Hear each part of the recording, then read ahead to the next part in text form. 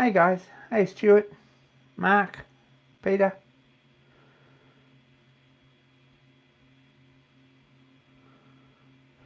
No ads. That's what's happening. It's Wednesday night. I got on the phone and didn't schedule this till last minute, and I'm sorry about that, guys. It was sort of all happening. And talked to my mate Phil and talked to Dan and stuff. Anyway, we're here. My AdSense, my Google AdSense payment system is all up the creek for another month. So I'll close the old one. I've started a new one with the same channel, the same email as my YouTube channel, which seems to be important because 10 years ago when I started it had a different one. So it's a bit complicated. Mark Osborne, good day. Bit complicated, but anyway, we're on to that. And we'll put up with it for a couple of months and get it sorted because you've got to wait 30 days or something before you change it all around. Anyway, cancelled the old AdSense, going to pay me out. And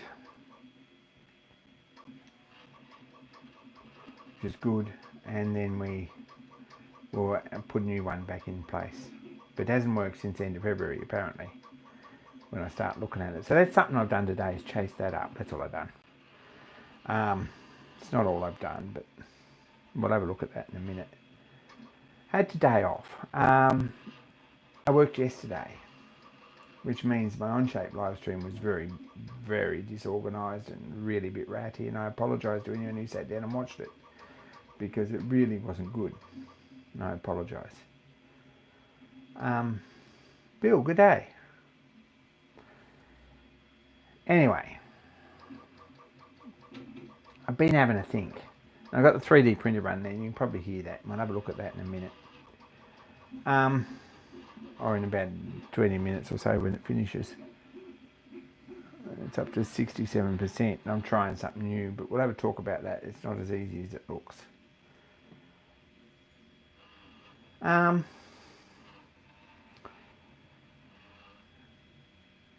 Where do we start? Let's start with this. Alright, this is still on the bench from last time. I've been having a bit of a look at it, and you might only realise the gears have moved around.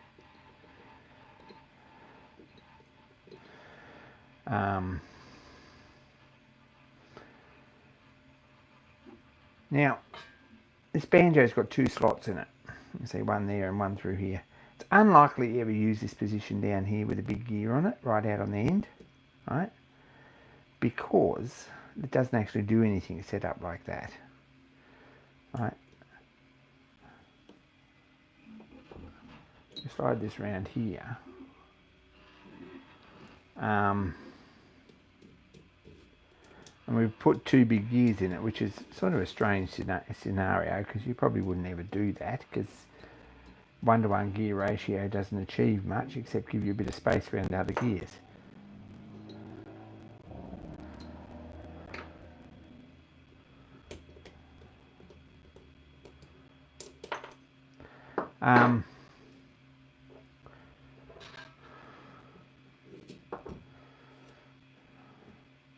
Much more likely if you were going to do that you would do it this way.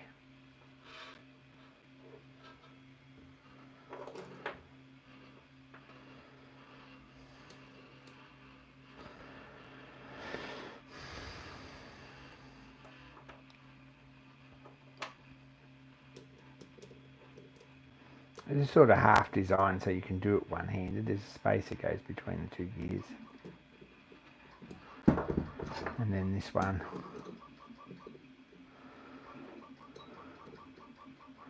I'm not even sure if we do it this way that you can actually fit those two gears on there. You can't. Right, interesting. Very interesting.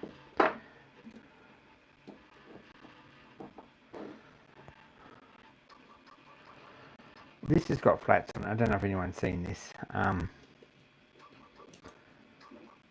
Flats so they don't turn in there. And then this one's got flats on it so it doesn't turn. And this nut fits the genuine Lorch spanner, Lorch Schmidt & Co. See? So that's all sort of thought out. This goes through here, and the theory is we put this through here and put this on here. The bushes are run and fit on that both ways, like diameter as well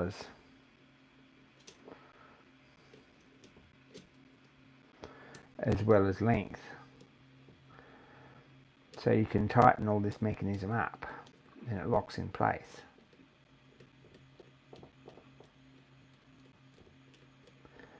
I'm sure you've all seen that.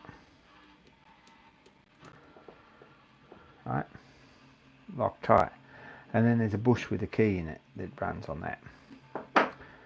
So that's all very well, but my point is, if we're putting a guard on this, there was a point, it's unlikely that this gear will ever be down here in this position.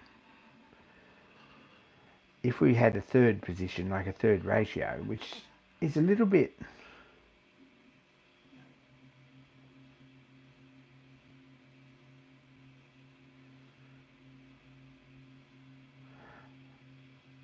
superfluous really, but if we made a third shaft to go in here, then we could run across here to here to here to here to here, and then conceivably this gear would be down here. But more likely you would just put this up here and run idler there, right, like so.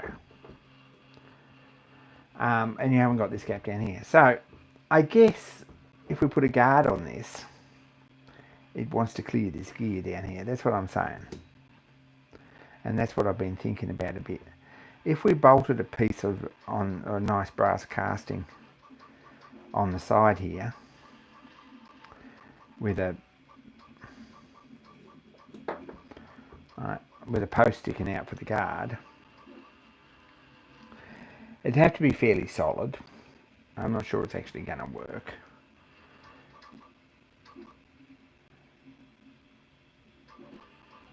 Hey Bill, if you put it down here, you've got interference on this one and this one, and that's a pain, right? If you put it up here, you're much more likely to get in the way.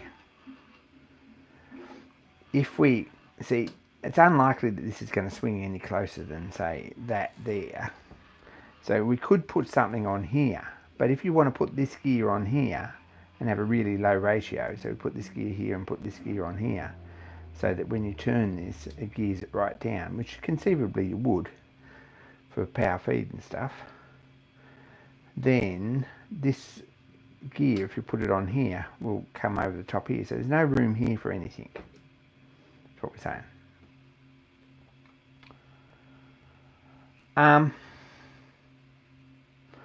So as a whole, putting a guard on this is a bit of a cow.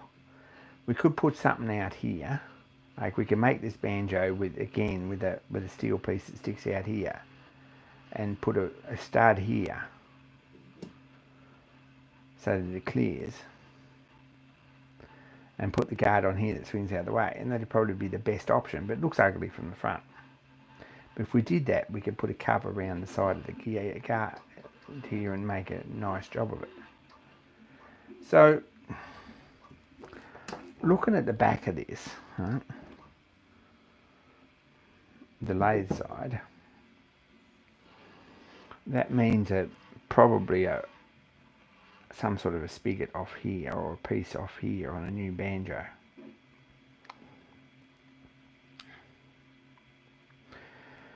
And that would probably work. But you can only bring the guard up to here somewhere anyway, and the guard around the bottom. Whether it needs a guard around the bottom or not, I don't know. It probably doesn't. It's more likely to need something across the top. Anyway, this is where I'm at. Don't have a clue about this. That's what I'm saying. No real answers, unfortunately. I did sort of draw up a new banjo with a arm on here, and it looks ugly, even with a nice radius on here, an arm out here, and a continuation on here, There's no way you can really make it look pretty.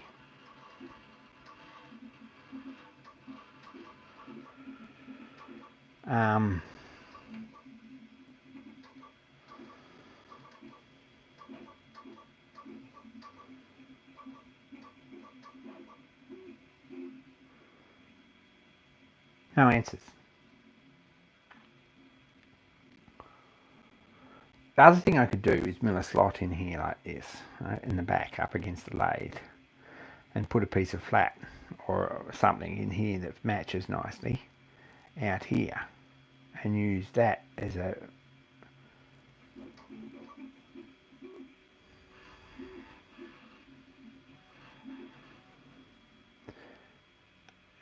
stop off for the guard. But if we do that, then this really wants to swing, sort of worst case scenario. I reckon it wants to be out there like that, and that's a long way out here, and it's going to be, there's some resonance in it, I think. So no answers, don't have a chance, don't have a clue, sorry. So that's where I'm at with that. We're exactly the same spot we were last time. Had to think about it, and thinking doesn't really achieve much usually. Also need to go through and make some like actual steel or cast iron or steel gears for some of the bits that are at the moment only got plastic. And this is a good gear, but it's a weak point.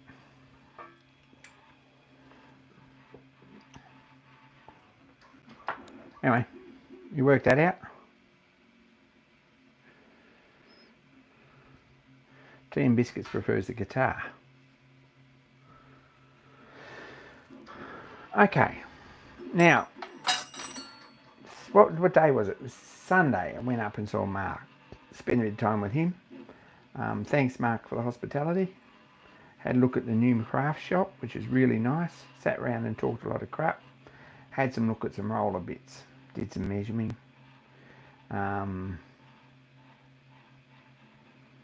Made some discoveries, worked some stuff out. And went to... weak point is going to be good. Stuart's right. But to get back onto that, I have got a key in here that's a failure key, or a stress failure key in here. So that's sort of, that's taken care of. Right now I'd like to think that I'm not going to crack a gear mid thread.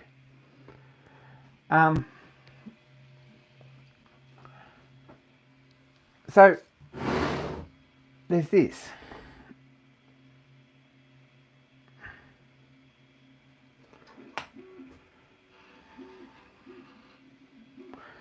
Had a bit of a look at this.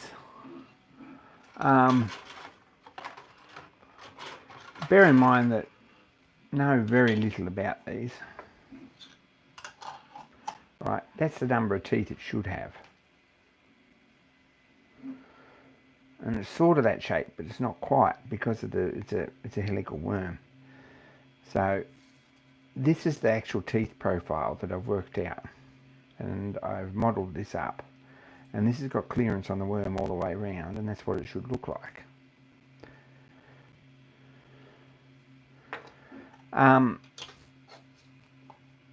And what we need to do, and I've sort of explained this, I think, sort of, I could explain it again and you might get more of the hang of it. Right, this is the one that's on it, and there's not enough teeth, and there's too much backlash, because you've got a gear that's about like this, and you've got this much backlash before you even start. So you've got what,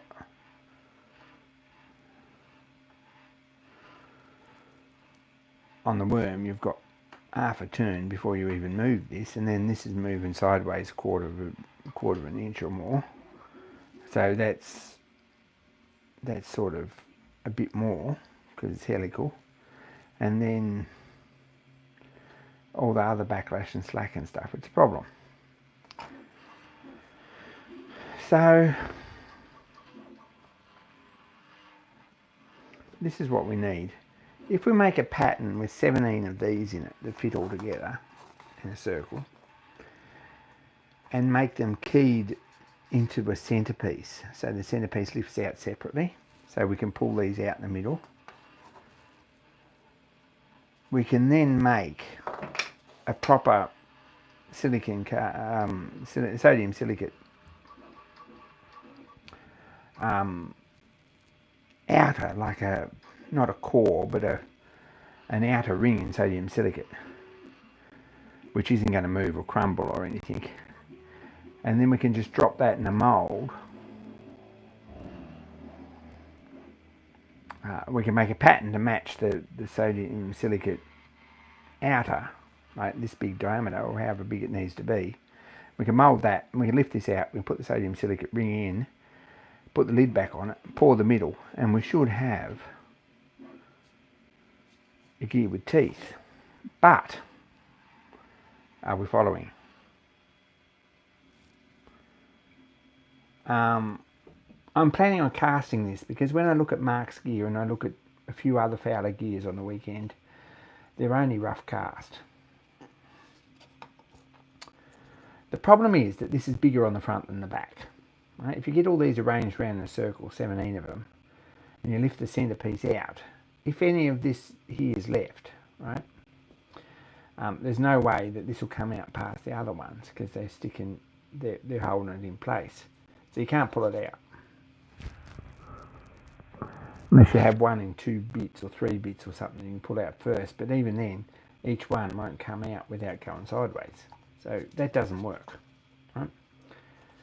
Because of this curve, you can't go much back further than this with the inner, which gives you this much on the outside. It's going to be a problem on each side, is a corner. So the inner piece probably needs to have ridges sticking out and diamond shaped ridges between them so that we can get these with a negative rake so they pull out easy. My bill says are right up with wear. That's exactly right, like stamina self-supporting trousers.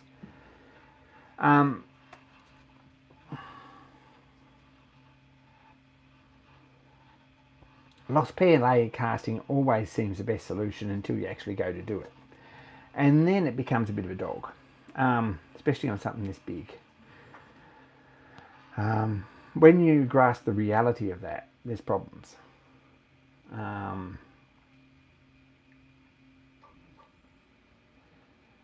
First problem is that you've got to bake this out of the sand. Right? If you make this in Lost PLA or in casting filament or whatever you want to use, there's some nice ones. The problem is that you've got it in a box that's what, 450 square, something like that. Hey John, this by this, full of sand, which you can't bump much. So you've got to get that in and out of an oven to burn it out, and you've got to have enough heat to heat all that sand up and everything else up to burn out the inside so that you can actually pour the metal. And that's where you run into problems. Just pouring in on top of the PLA is going to give you all sorts of nasties and impurities. It doesn't work really well like that. The PLA might come to the top and it might bubble out a bit, but you've just got a mess. So the correct way to use that is to burn it out first. And if you've got something that's this big, that's not a problem because it's only in a box. So as big as an ice cream container, it'll go straight in the oven. Not an issue. But this won't. So that's the first problem with Lost PLA. Another issue is really the cost. Yes, you can print it in one shot and it'll probably be alright and it'll go on my printer. But there's a lot of margin for error. So you might have to print it 3 times. The filament's fairly expensive. So I'm not really going down that route. Lost foam would be very good if you're good at sculpting, that's true. And a CNC or a hot wire machine might be really good for that, but there's some fancy CNC work in this anyway, if you wanted to actually mould it.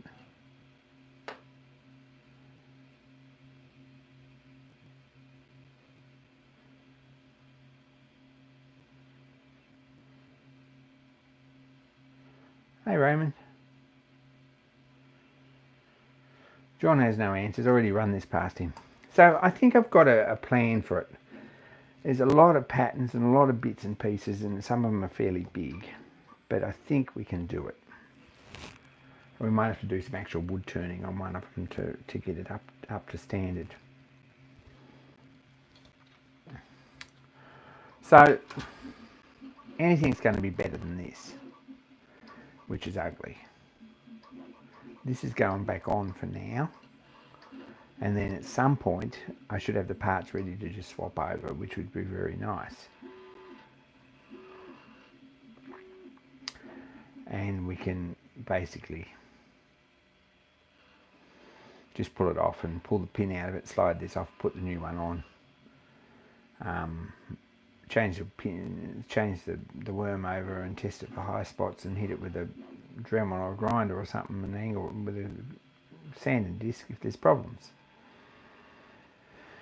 And if it fits, it fits. So that's what we're going to do. But this is the first tooth I've done, and it's only like 5% info or something, so there's no weight in this at all.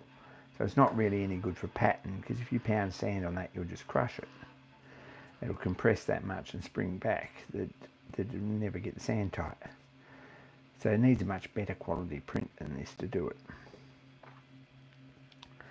Whether we just get one of these right, and then, because they've got to have 17 of them, and I can't be bothered printing 17 of them, maybe we cast them in aluminium and make an aluminium pattern for them, and then make a centre and fit them all in separately by hand,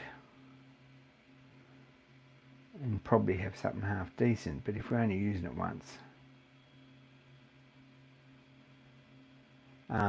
there is good lost foam casting, absolutely, and I've watched a lot of videos on it. I know a lot of people here watching this chat have, but I'd be pretty happy with it sand cast, but I'd also be happy with a removable pattern. It's not that complicated. It's got to be doable. There's got to be ways to do it.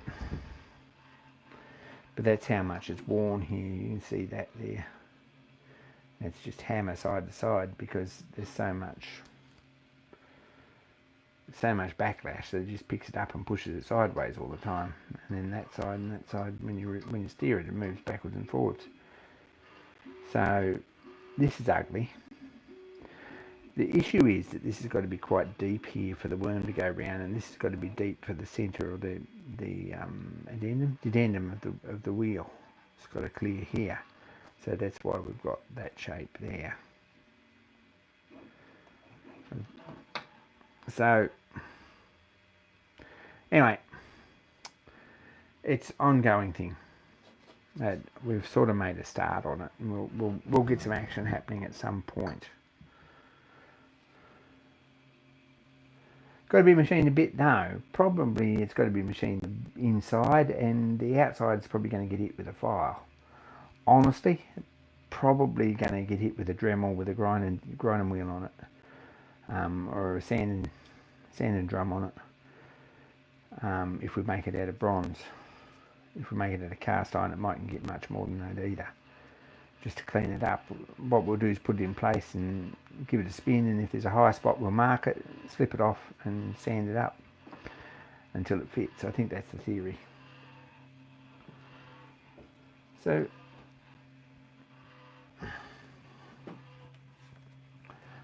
when I was at Mark, we got a blueprint, right? It said blueprint, quality blueprint.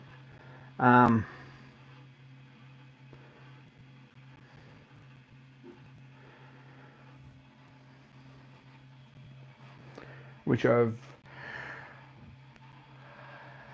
translated into parts for laser cutting.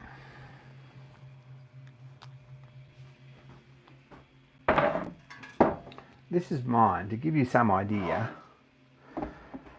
this is how much bigger mine is than Mark's.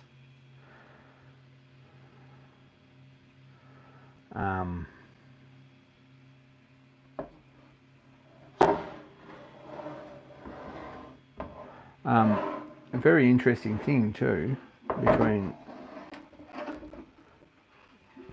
something that is very interesting is that mine's right hand steer and Mark's is left hand steer, I believe.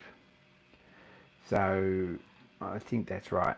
Anyway, it's the wrong way around, so we've got to be mindful of that.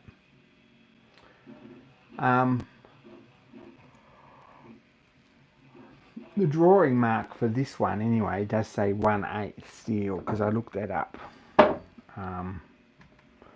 But when you look at it, it's probably more than that.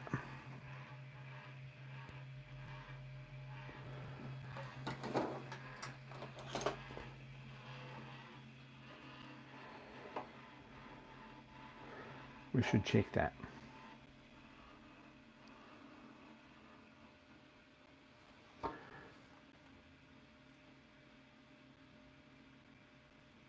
It's well and truly more like 3.5, so I don't think it's actually 1/8 at all.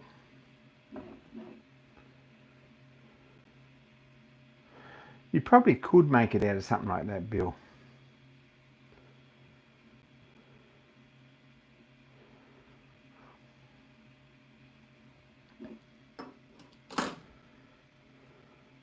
Anyway, you can see the ugly weld in this one as well. It's electric welded.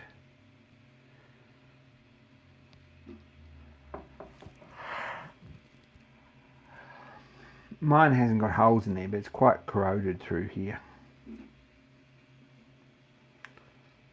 And there's holes you can poke a finger through here. And in this panel as well, I think. Somewhere. Probably the outside's all right on mine. It just needs a new piece on the front. Don't know, maybe that's all it'll get. I don't know. Might be easier than making all these fit again. Because we know all these holes line up and stuff. So, might be just replacing the top. Anyway, so that's some idea how much size difference there is between mine and my roller and Mark's. This is a 8-tonner, and mine's badged as a 10-tonner, and I'm suspicious it's a 12-tonner, so I don't know.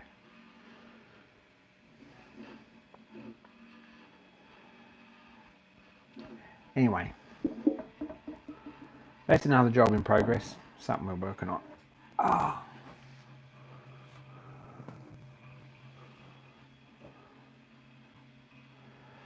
But all these laser cut bits are going to be very nice to have and finished.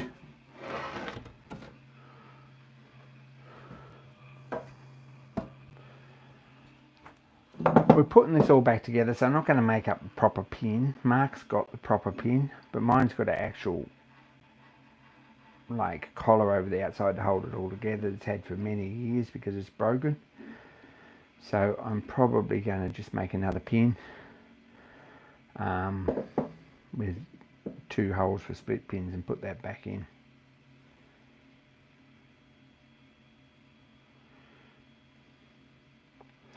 So that's an easy job. It's another job that needs to be done.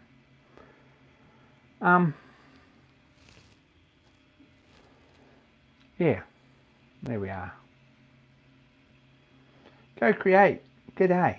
Now, who's got a video out this week? Go Create has. Making some progress on that locomotive. Making all the fun bits at the moment. You should check out his video. I really enjoyed that. Who else? Team Biscuits has got one too on the car build. I saw that today. I watched that this morning, so that's pretty exciting. It's looking good.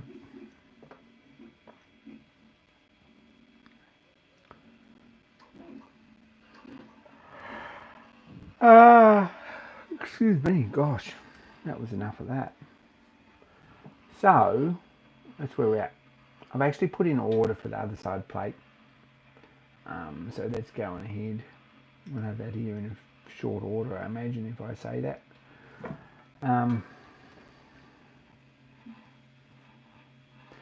Yeah, absolutely, Stuart. Looking forward to seeing the brass top built. That's a bit of a fun job.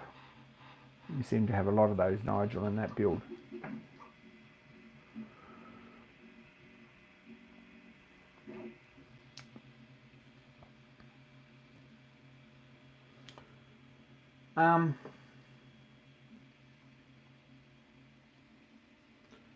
Yeah.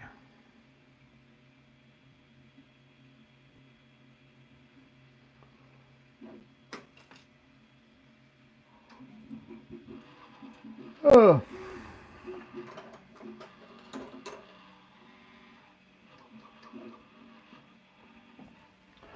So I had to talk to Phil about stuff, and then to Dan about stuff, and what's happening with the Shenandoah Steam Shed as a club entity, which may or may not happen. All that stuff's been pretty topical this week. There's lots happening. So walking around sort of mind on two things all the time. We'll see what happens with all that, but at the moment there's a lot happening, and it's just a matter of getting it caught up a little bit in the next 6 months, and then we can probably relax. That's how I'm feeling about it. But right now I'm not feeling very relaxed about it at all. But we'll get there.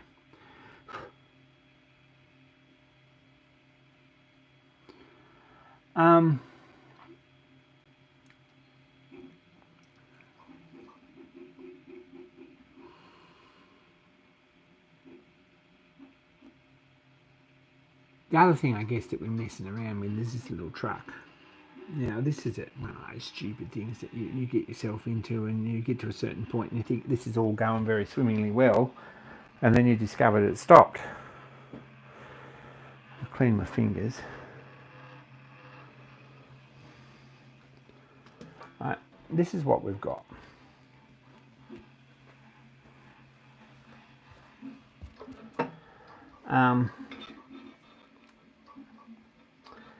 It's starting to come together. You notice we've got the clutch and the brake pedals. We've got the gear lever in. We've got the speedo and in the steering wheel there nicely, like it had. Battery box, fuel tank's all finished and on, and it's got a cap. It's got a little sediment bowl on the bottom. I don't know if you can see that. We need some light probably. But there's also a fuel gauge on there. Back hubcaps, proper Foden pattern with the 3 dents and the groove around them. And front hubcaps, also proper Foden pattern. So they're all sort of things that have happened, right? The cab's just sitting there still, right? We did, I don't know if I showed you this, I probably did last week, and then nothing else to show you. But the steering arms are all on and working. That's sorted. Front and bottom, top and bottom water pipes, and there's a muffler in under there too. Got that sorted. And that's where I got to. That's where we come to an end. So it's probably not going any further because I'm run up against a brick wall with this. The issue being is printer limitations, right? We haven't given up yet, but we sort of have. This is pretty close to give up. Right. I've got one printed that's half good, right? This is the front, but it breaks through here because the only way that I can get a good finish on the inside, hey Dan, and a good finish on the outside, like it needs, is to print this way up, right? So print it that way up, which means that the layers are all very, very short. So there's no strength in it at all. and when you go to sand it, it just snaps. I've glued this about 4 times and finally given up on it, really. It's broken through there. So, hey Dan, anyway, this I've given up on because this isn't going to be any good, really. There's not enough strength in here. So, what do? You print it that way up, and you glue strips in here that are printed the other way to give it some strength. See, if you print them on the ground like that, then the layers go this way, the full length. This little strip and this little strip. If you print it this way up, you've got strength in this one and this one and this one. You've got no strength in this one and this one. And very little strength through here. Like no strength at all through here or through here. So that doesn't work either. But if you printed these ribs, that one there, and that one on this side, and the one in the middle, separately and glued them in afterwards carefully before you sanded it up, you may get on better, right? So heater there. Radiator cap goes in the middle, headlights go on the outside. So this is not a bad print at all, and it's taken, this is a 6-hour print, right, to get that sort of quality. And there's only so many times that I can do that in my week, right? This is the next option, right? This is the next one I tried. Now this is quite strong, but it's not strong enough. And it's got other problems because because when you print it laying down like that,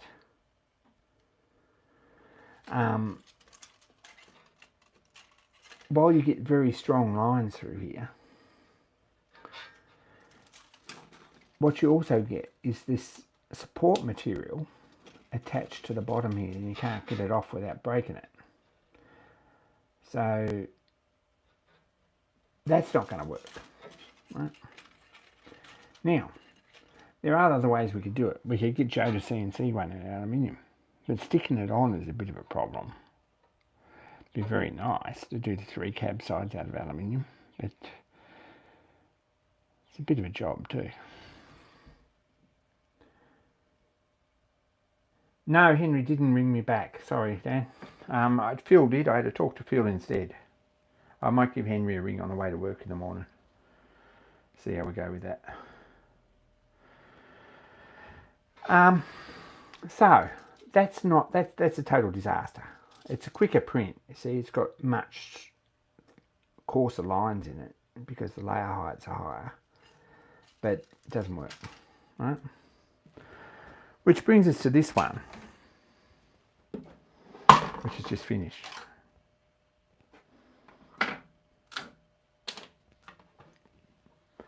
There you go. We've got this one that's got tree support.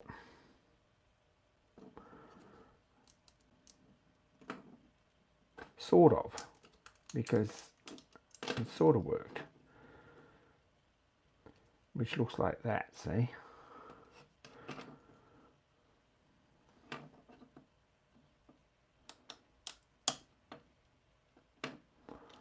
Now this might actually work. I don't know. But it's an ongoing thing. There's a bit of an art to it, as Dan says. It's one of those things that get a knife on this before we break it, and maybe some of it will come off. But it seems pretty well attached. So what we'd like, if we could get that sort of finish, we'd be happy with that because we can sand that back. So it's a matter of getting a knife in there and seeing what we end up with. And if we get a reasonable result with this one, I'll print this in a fine layer line. And we'll see if that works, but it's another 6-hour print. So, not having much luck with this.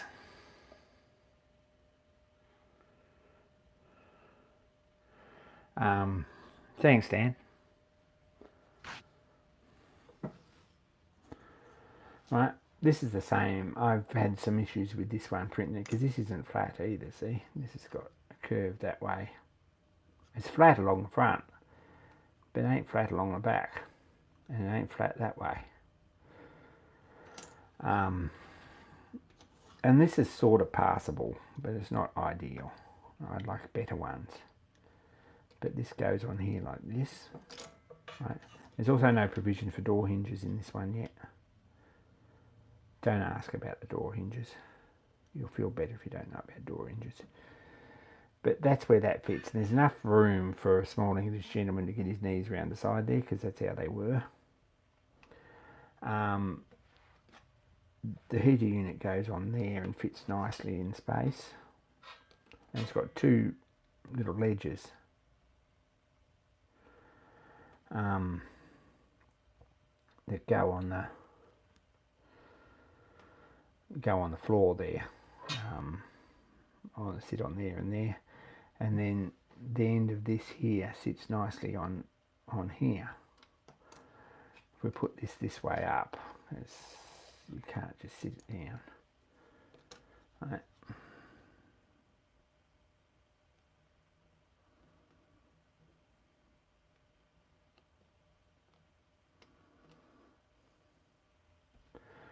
That's sort of how it looks. And that's a pretty good fit round there. It all fits the bonnet nicely. Everything looks really good. Goes over the radiator. Everything looks fantastic. It's a good pattern. Everything's good. So that's sort of where we want it.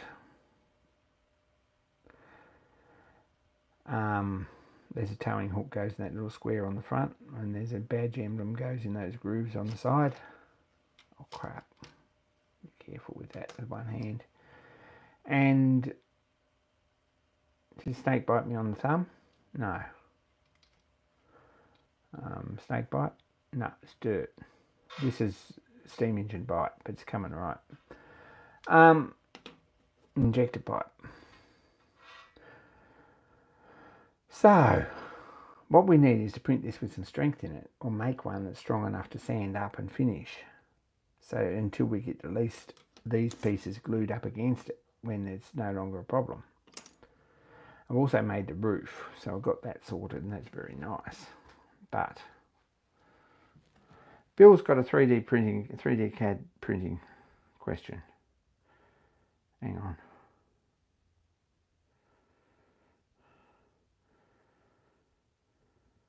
An easily recognised Chewbacca. Probably not very difficult. Probably not very difficult at all. You work out what scale, Bill, and I'll think about it.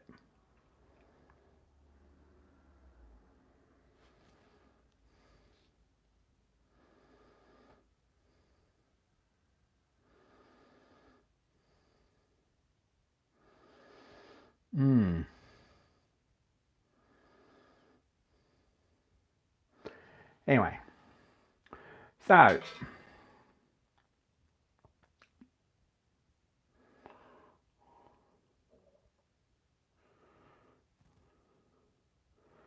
this is a bit of a mindfuck, really.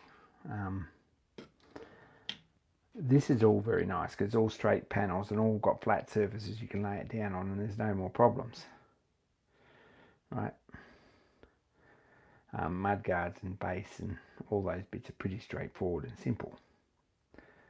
These bits have got no flat surfaces. It's got a gap underneath it, and if you lay this down, you really want to leave this one nice and straight, and that's why I printed it that shape.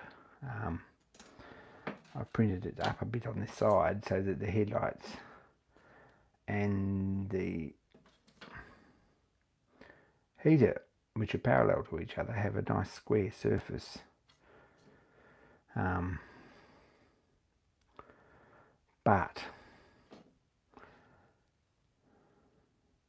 1 to 100 is only a 30mm tall.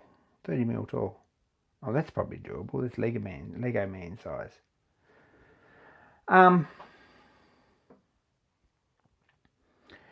Anyway.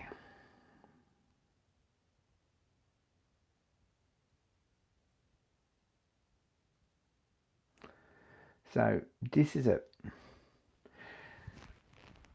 bottomless pit of time that you could put into this. I've got a nice chassis. We've got a reasonable cab. and if you put it in place and put the bits in it, it starts to look like a truck.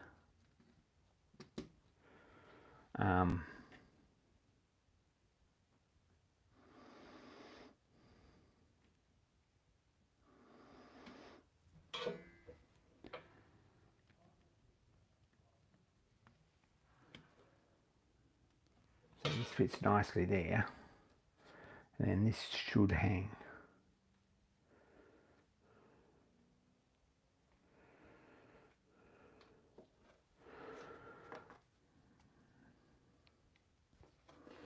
With one hand.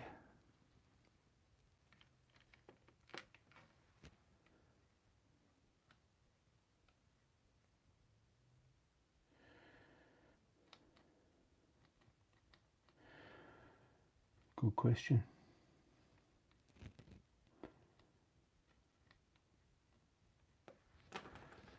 Now swap hands here.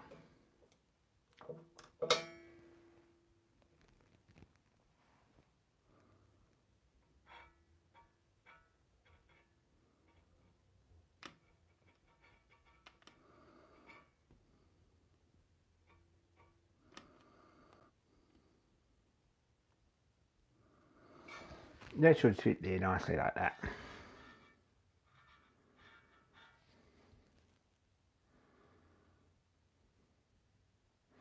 There's a lot of simpler cabs, to be honest. Steering wheel won't work. The steering works to the steering box. The steering wheel doesn't work, sorry. So that's sort of how it looks, and this one fits here nicely on the side, which is still too thick and not quite the right shape, but that's got to be.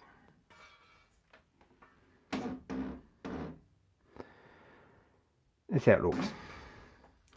And then there's all the finish off bits too. So anyway, big job. And as evidence, there's a lot of leftover bits. There's a stack of these. These are only the couple I brought out. You can build yourself an ML Birdford, I'm just saying. Although you could probably get a kit for that, which would make the job a whole lot easier. Start from scratch is a mugs game. That's where I'm at.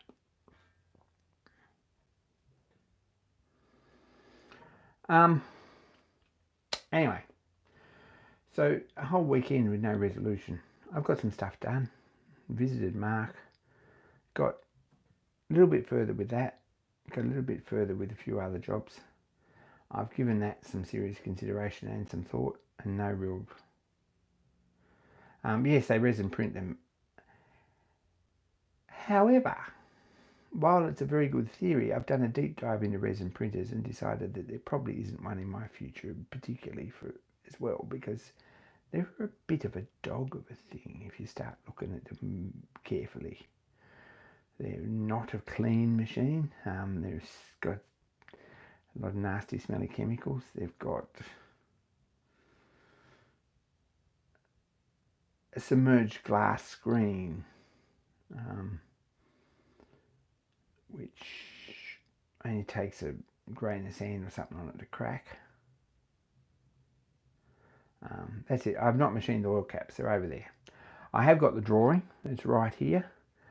I did sort of sketch them out and start thinking about. We might look at those next week on the OnShape live stream, and the steps that we need to actually finish them. And if I got that all done up, then it's probably an easy job to finish them. Not a big job at all. So might have a look at that, but might also have them done so that you can say here's one I prepared earlier, because that's what Peter likes. Anyway,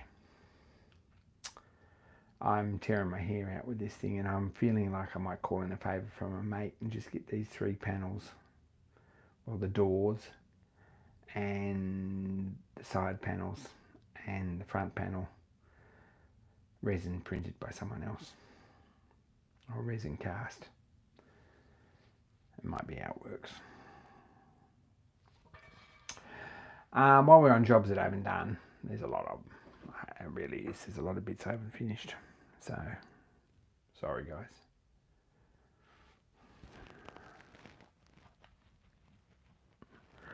Don't know what else really.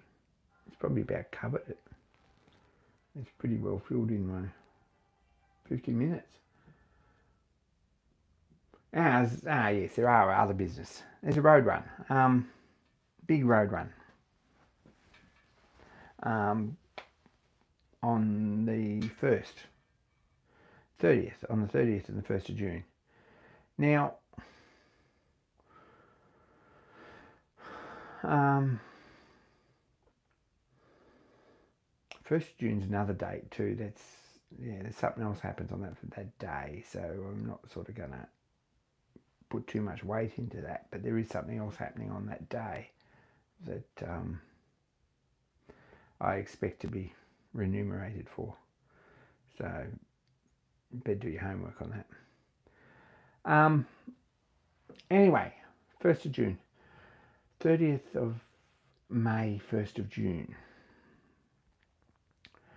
There's a road run out of Bridges on Friday, and then a run around town, probably with the photo opportunity beside the Aveling Porter roller in Grafton, and a meet and greet with a few other important people, and then a run back on Sunday, and probably Monday is going to be clean-up day if we don't get anything done. You don't get the water pumped out and stuff on Sunday night. So all hands on deck. Anyone who can give us a hand with that would be fantastic.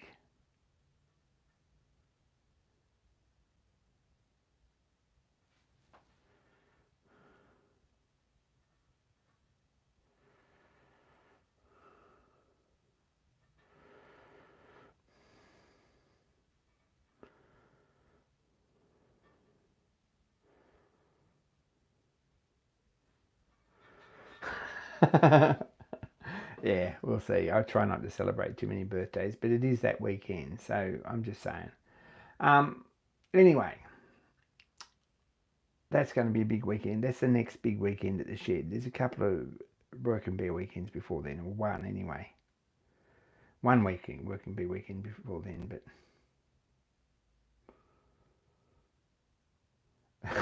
but that would be a really good thing, Dan.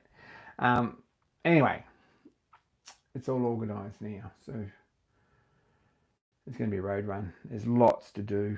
It'll be the first road run, probably it'll be the last road run before a couple of rallies, so we can sort out all our problems and hopefully not find too many new ones. That's the thoughts behind that.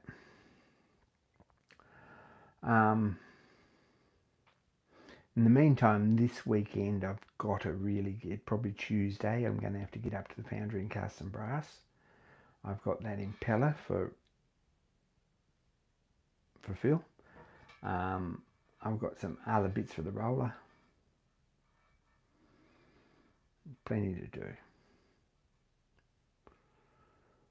And I've got Saturday too. I've got Friday this week because it's Easter. I think this week's Easter, is it? It's Easter this week? I think so. I think I've got this Friday and I've got the next Friday, which is Anzac Day, which means a couple of short weeks, but also means I'll probably get in and do some stuff. So that's good. If I had an answer or a way to do the cab sides of this, I'd feel a lot more like leaving it alone for a month. Anyway.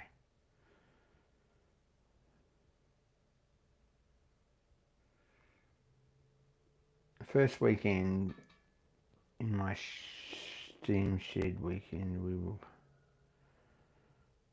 first weekend in May, yes, we'll be having a meeting about stuff. Yes, Monday, first weekend in May is the go. So, first weekend in the month is generally our get together month weekend. If anyone wants to make an appearance, I'm very happy to see you at Dan's. Anyway, there's much else happening. I think that's pretty well what's going down. I'm back to work tomorrow. probably got Friday off, and I'm back to work on Saturday. I think at this point I'm not sure yet whether we're open on Saturday or not. It's Easter Saturday. And then I'm off on Sunday, Monday, Tuesday, Sunday and Monday. Friday and Sunday and Monday are really, those 2 caps or 3 caps would be a very good thing to have done. They're not a big job. I'm probably going to call in a favour here. Someone offered to print them, and I might just take him up on it because I've seen his prints before. So we'll see how we go with that. And I'm spending too much time on CAD at the moment, so I might give that a break next weekend a bit too, and actually do some real machine work. The roller lamps are coming along very nicely. It's just a matter of getting to the next step on them.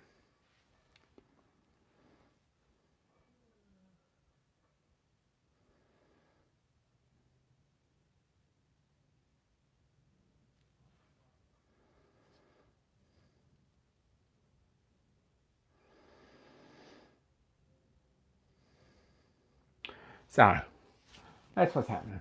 Anyone else wants to sit in probably it's going to be the first monthly meeting of the first monthly meeting of the Shannondale Steam Shed. The Shannondale Steam Shed Vintage Machinery Club or something. You're welcome, but it might not be that either. We're still open about that. But there's stuff going down, and watch this space. And more information is I've got actual real information to give you, because at the moment I don't. We'll be publicising membership if you want to be a member. Get a newsletter, support the cause. But honestly, rather members that turned up. So don't feel obliged. You're stretched all over the world. Anyway, I think that's it. I've pretty well got it. There's 1,000 things I could be doing. I'm probably going to go to bed, watch episode at 18, go to bed, get up in the morning and do some other stuff. Shannondale Steam Society, apparently. No, I'm not sure yet. We're still open for ideas on that. Shannondale Steam Society sounds alright though. I'm not all that particular about it, to be honest. Not fussy. Don't care. Put my name on the list. I'll sign something if I've got to. I'll pay my membership. Yeah, don't expect anything else from me. Yeah. Famous last words happening there. Anyway.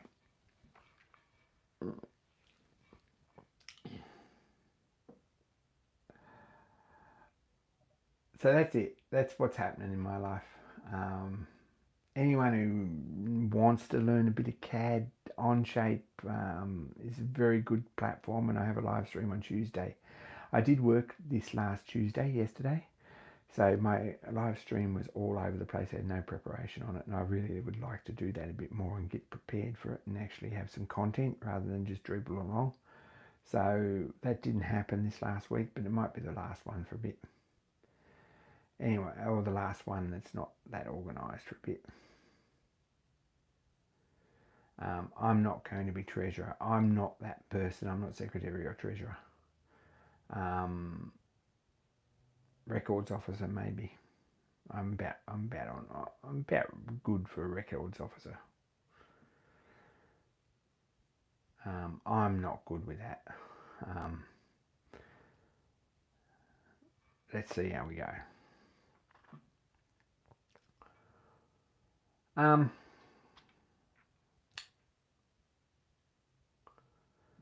Anyway, I might call this a night. Thanks everyone for tuning in. Be kind to each other. Make some progress on your projects too, because I'll be quizzing you next week. I expect progress on all projects. And more soon, guys. Go and watch Nigel's video. Go and watch Tea and Biscuits video. Go and subscribe to everyone else, because one day they will put a video out and surprise us all. Anyway, I'm out. thanks guys, and more soon.